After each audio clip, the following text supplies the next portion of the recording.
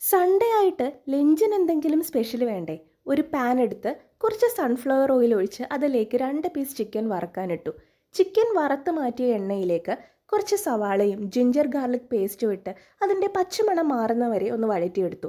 അതിലേക്ക് കുറച്ച് തക്കാളി കൂടി ഇട്ട് കൊടുത്ത് പൊടികളായ മഞ്ഞൾപ്പൊടി, മുളക് പൊടി, മല്ലിപ്പൊടി, ഗരം മസാല എന്നിവയും ചേർത്തു. അതിലേക്ക് നമ്മൾ നേരത്തെ വറുത്ത് മാറ്റി വെച്ച ചിക്കനും കൂടി ഇട്ടൊന്ന് മിക്സ് ചെയ്തെടുത്താൽ നമ്മുടെ മസാല റെഡി.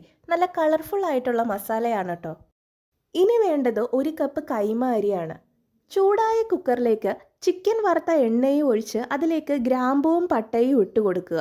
നേരത്തെ തയ്യാറാക്കി വെച്ച മസാലയും ഇട്ട് കൊടുക്കുക. 1 കപ്പ് അരിക്ക് 2 കപ്പ് അളവിൽ വെള്ളവും ഒഴിക്കുന്നു.